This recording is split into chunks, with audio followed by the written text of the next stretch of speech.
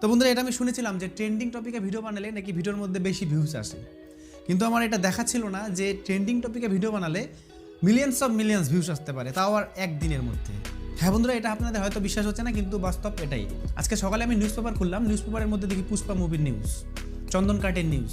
তো যাই হোক, সেটা তাদের কাজ, নিউজ ছাপানো তাদের কাজ, সেটা তাদের কাজ, ঠিক আছে, মানলাম।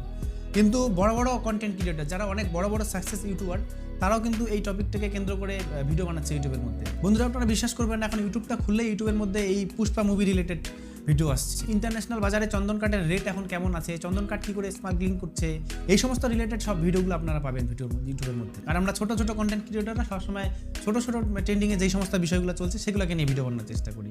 আর পুষ্পা মুভি এখন আপনারা বিশ্বাস করবেন না, 1000 দিয়ে লোক সার্চ করছে ইউটিউবের মধ্যে, গুগলের মধ্যে পুষ্পা মুভি, পুষ্পা, এই জিনিসটা 1000 দিয়ে সার্চ হচ্ছে।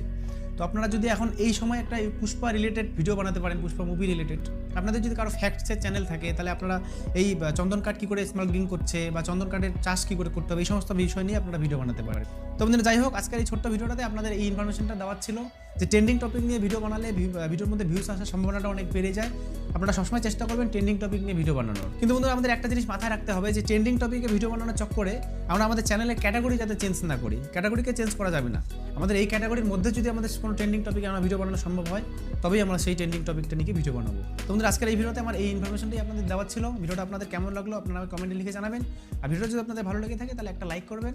আপনার সবাই ভালো থাকবেন, সুস্থ থাকবেন। আবার দেখা হচ্ছে নেক্সট ভিডিওতে। Thank you.